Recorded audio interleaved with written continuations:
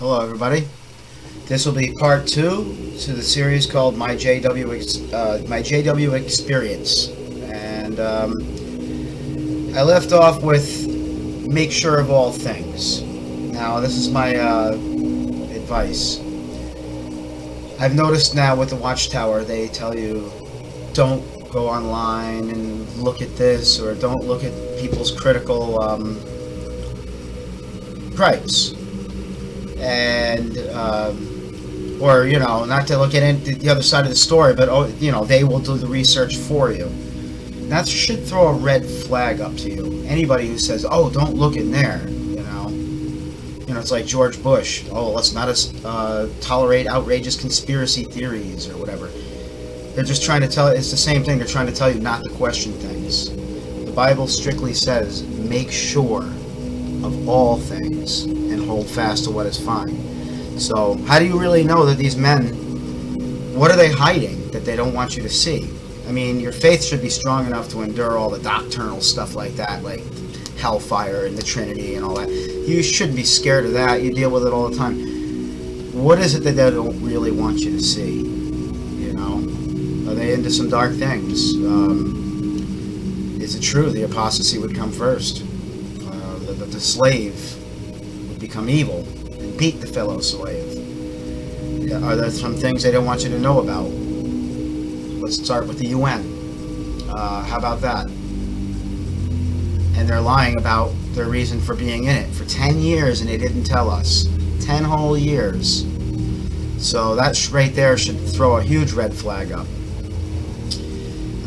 You remember too, Jesus, or Yahushua HaMashiach, Jesus Christ said, wicked men and imposters would advance from bad to worse.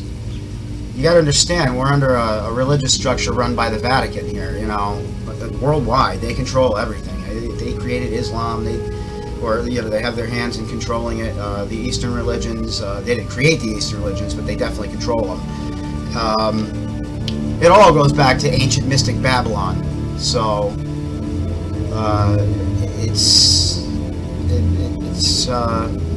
it's touchy. Hold on one moment.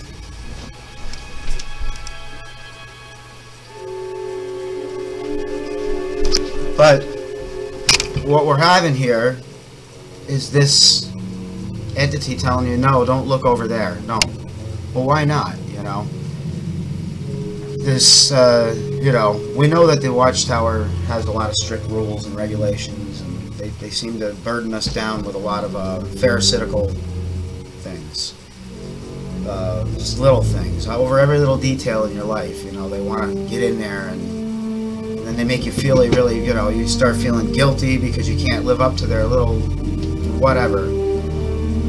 There's a whole list of things I can't even get into right now, but what I'm trying to focus in on is make sure of all things, and the policy of them telling you not to look at that. Well, don't you think the policy is completely destroyed and has no foundation when you see the scripture, make sure of all things and hold fast to what is fine? You tell me if there's something wrong here. So that's a big gripe. I mean, not only that, they tell you not to gamble, and they're in the hedge funds. A military corporation too they have stock in, who happens to just deal with mind control. Rand, for crying out loud, they're probably involved with DARPA too. I'm sure Rand and DARPA work together. You've got all these they're selling everything in Brooklyn. You got all these lawsuits going on with them because of their pedophilia policy. That's another thing. It's like they don't want you to look at that. But these are things we have to face. If you're a lover of truth, you're going to have to deal with it. And if there's, like with the United Nations, how it says in the Bible, if you see the disgusting thing standing in a holy place where it ought not, then begin fleeing to the mountains. In other words, get out. Maybe it's time to do that. It's time to exit. This doesn't mean you're leaving Yahuwah or Jehovah. It doesn't mean you're leaving. These people got you brainwashed to think that you got to go through them to get to Messiah, to get to the Father. No, that's not the case. They were supposed to give us meat in due season, advice, encouragement, love, support, not to lord over us. So Excuse the loud music I got going over there. It'll calm down in a second. You know me, I gotta have some music when I have all this stuff. It is too boring without it. So, next will be another clip we'll play. But anyway, this whole thing where they say, no, don't look over there. You know, it's like the Wizard of Oz. Pay no attention to that man behind the curtain. Well, what's your natural reaction when they say don't look at that, you know?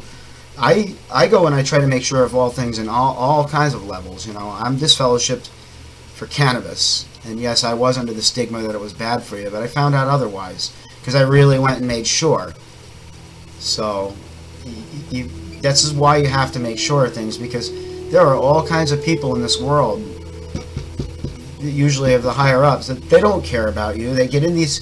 You gotta understand, people who like control, who have this sickness of megalomaniaism, they get into places like the Watchtower, or they get into, you know, or the Vatican, or any higher up, the government, anywhere where they can get some control or power. You know, like the lower person, they might become a security guard because it gives them some kind of power, or a police officer. Not the reason to become a police officer, but you know. You want to become a police officer to keep the peace. Not really police, but peace officer. Police enforce policies. And it seems like the elders have been turned into police to enforce these policies. And we got to really take a look at this. You know, they don't want us looking into all these things because so many lives, they have real legitimate stories about how these policies have wrecked their lives. You know, I mean... Is it wrong to look at somebody else's side of the story? Don't you want to know maybe why some people are disfellowshipped? And why you're shunning them? And causing them mental harm? Families breaking up? You know, there's a lot of things I could go on and on about. Even medical practices, like with the blood issue. Now, don't get me wrong, I'm all for all the non-blood treatment. I think that's great. If you could avoid a blood transfusion, it's the best thing to do. But if it's absolutely necessary to save your life, especially a child who has no religious conviction yet, just do it. It's not a blood sacrifice. You're not eating the blood or using it in disrespect. You're using it to save a life. But that's a whole nother issue. And again, don't get me wrong, I'm all for the non-blood treatment. I think it's great. It's the best thing that, you know, because not everybody wants to roll up their sleeve anyway. And we know that the Red Cross and doctors, they're imperfect. It is a business. There's a lot of corruption with that too. But another issue. What I'm saying now is that we've got to question this structure. We're going to turn this down a little.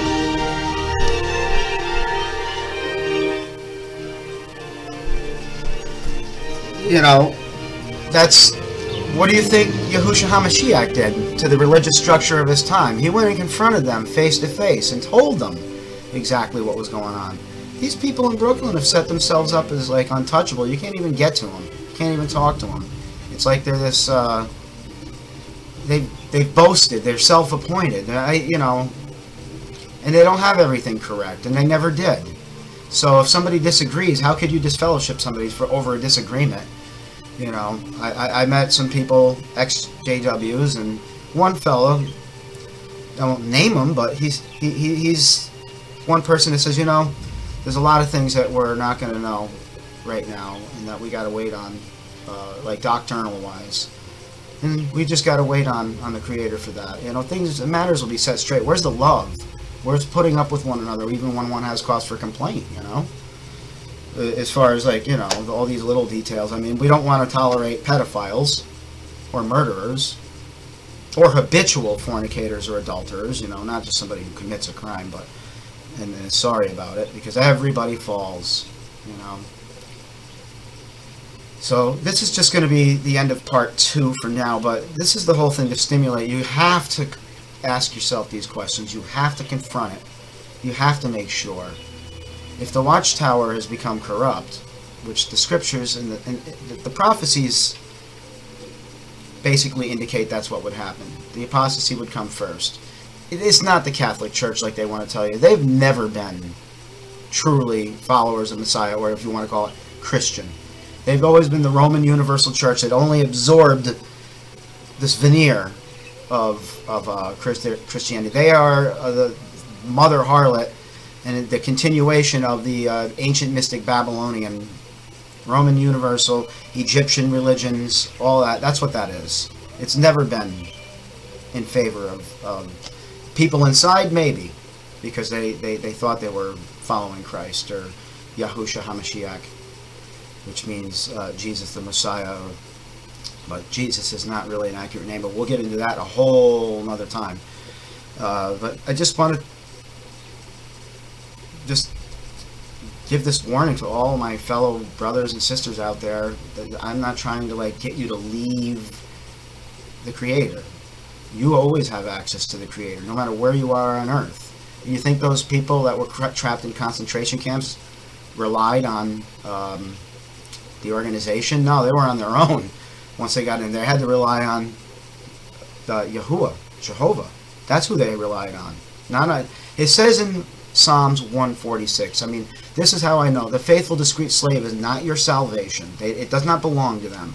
Psalms 146 says, do not put your trust in nobles, nor in the sons of earthly man, to whom no salvation belongs.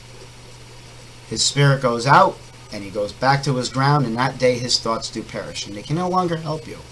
They have no... The only thing our fellow man can do, and our faithful slave, is to help you, to encourage you, to help you keep you on the path.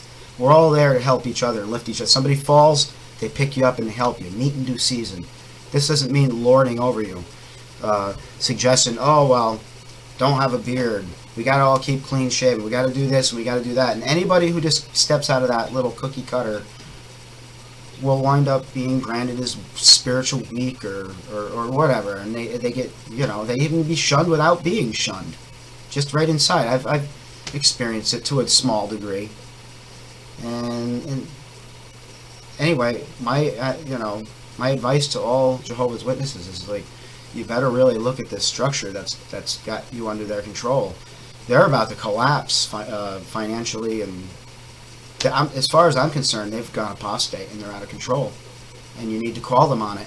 Either you disfellowship them or get out, because they've already acquisitioned all your property anyway. So once they go, you're going to be left with nothing. So all I tell you is that when you come out, don't go back to Babylon. Hold fast to the good things that you learned and seek out us. I haven't gone back to those Babylonish doctrines or anything. I'm just outside. I still preach the kingdom. And believe me, I've gone and found out a lot of things that the so-called Awake magazine should be telling us. They're not awake whatsoever. They know nothing of the true nature of what's really going on. And I'll get into that in future videos, and I'm going to end this. And again, to all you brothers and sisters out there, or anybody who's even studying with the witnesses, not saying that you shouldn't study the Bible, but study the Bible on your own. Ask for the Spirit from our Creator Yahuwah through His Son Yahushua HaMashiach, or as the English Bibles put it, Jehovah God through Jesus Christ.